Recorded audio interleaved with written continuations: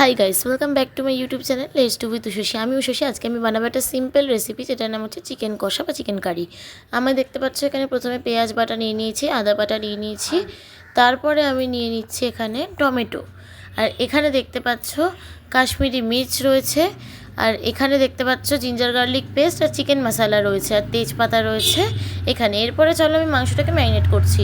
দেখো, ফার্স্টে আমি দিয়ে দিলাম আদা রসুন বাটাটা, তারপরে আস্তে আস্তে পেঁয়াজ বাটা দিলাম, এরপরে দেবো এটা হচ্ছে আদা রসুনের যে বাটা পেস্ট পাওয়া যায়। এবারে দিচ্ছি হচ্ছে আমি কাশ্মীরি মির্চ, আর এরপরে দিচ্ছি আমি চিকেন মশলা, আর ভালো করে তারপর মিশিয়ে নিলাম। নিয়ে তারপরে আমি শেষে অ্যাড করব দই।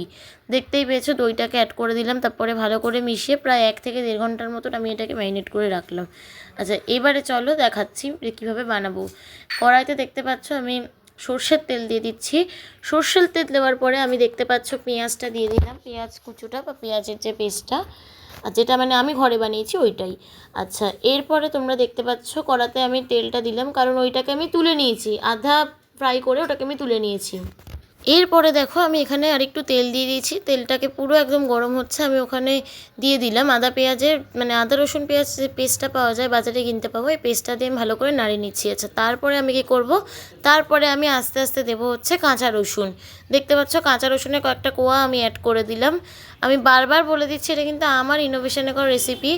আচ্ছা, এটা হচ্ছে টমেটোটা আমি অ্যাড করে দিলাম, তারপরে এটা দেখবে এটার সাথে সাথেই সেদ্ধ হবে, কষতেই যতটুকু টাইম লাগে ততটুকু টাইম। দেখো, এটা কিন্তু প্রায় সেদ্ধ হয়ে এসছে। আচ্ছা, এরপরে আমি এই পেঁয়াজের যে বাটাটা আমি আগে করে দিয়েছিলাম, ভেজে রেখেছিলাম, ওটাকে দিলাম। তাতে কি হবে, তাতে গন্ধটা একটুখানি ভালো দেখে আসবে।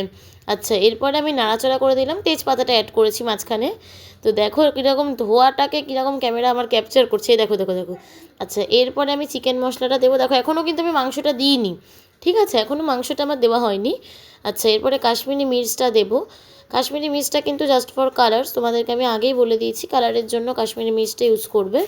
আচ্ছা, এরপরে ভালো করে নাড়াচাড়া করে নিচ্ছি। নাড়াচাড়া করার পরে আমি কিন্তু এখানে অল্প একটু সামান্য একটু চিনি অ্যাড করবো। আচ্ছা, মাংসটা যখন নুন হলুদ দিয়ে ম্যারিনেট করা ছিল তখনই কিন্তু ওখানে নুন আর হলুদটা আমি আগেই দিয়ে দিয়েছিলাম, কারণ আমার একটু একটা জায়গা বেরোনোর ছিল, তো ওই জন্য আমি আগে নুন হলুদটা দিয়ে নিয়েছিলাম।